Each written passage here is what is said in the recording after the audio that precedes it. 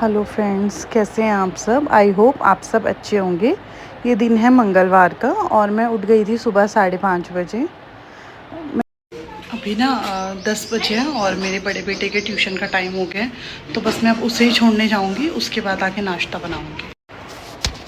और यहाँ पर मैं अपने बड़े बेटे को छोड़ के आ गई थी ट्यूशन से।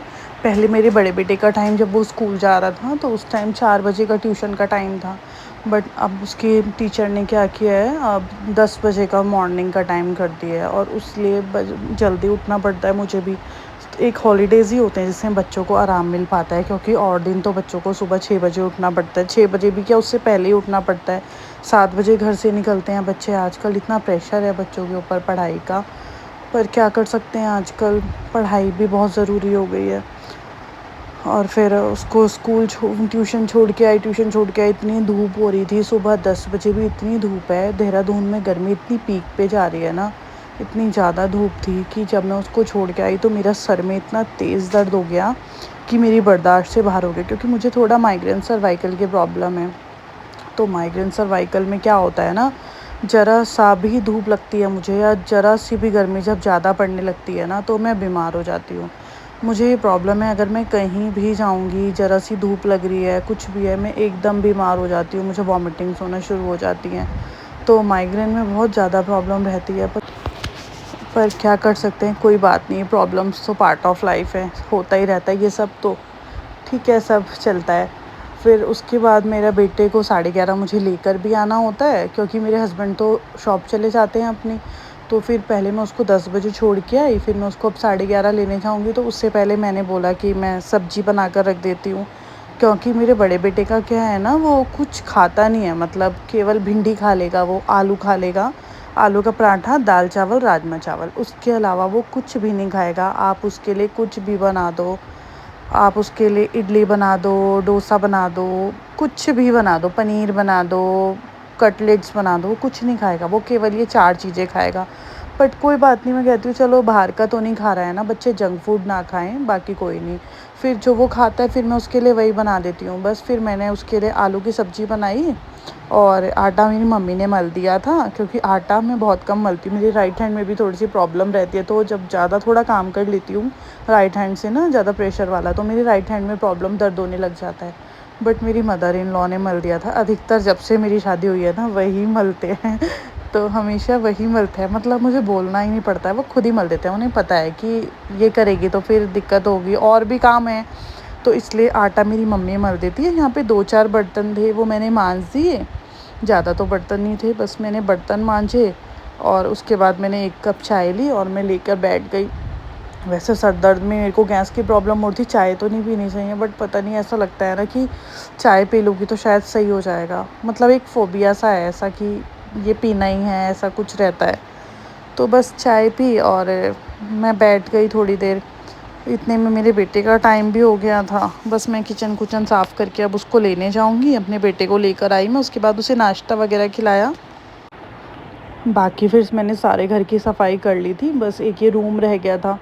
इस रूम में क्या रहता है ना, बच्चे सोते हैं तो फिर केवल यही वाला रूम रह जाता है सफाई करने के लिए। बाकी तो मैं सब सुबह ही कर देती हूँ, या फिर मैं वैसे तो रात को ही करके सोती हूँ।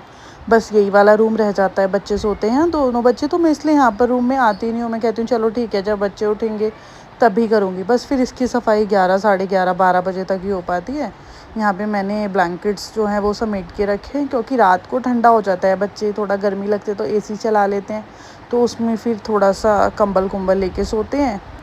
बस वो थोड़ा समेटा। मेरे को आज यहाँ पे बेडशीट चेंज करनी थी, मेरे को कर्टन्स चेंज करने थे, मैंने वो चेंज करे। अब यहाँ पर बस चादर वगैरह सही कर लूँगी। और यहाँ पर ना मेरे बच्चे रहते हैं, तो इस रूम में वो इतना ऐसा कपड़े फैला कर रखते हैं सब, मतलब रात को सारा सामान सब यहीं पर रहता है।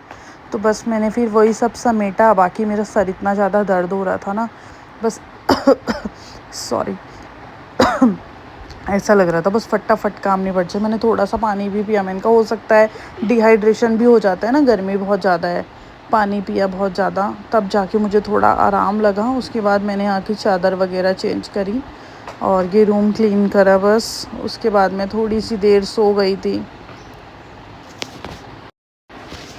और आज ना मुझे फ़ीवर हो रहा है, इसलिए मेरी आवाज़ भी थोड़ा गला बैठ गया है, तो थोड़ी आवाज़ भी बैठी बैठी आ रही है, क्योंकि मुझे फ़ीवर हो गया था, मेरा सर दर्द हो रहा था ना, तो धूप से मुझे एकदम फ़ीवर आ जाता है। बस फ़ीवर हो रहा था मुझे, और मेरे भाई का भी बार बार फ़ोन आ रहा था, क्योंकि बच्चों के हॉलीडेज़ हो गए हैं, तो सोच रही थी थोड़े दिन घर चली जाऊंगी। बट घर जाना क्या होता है ना, कि यही होता है कि सब जो है वो घर नहीं जा पाते हैं।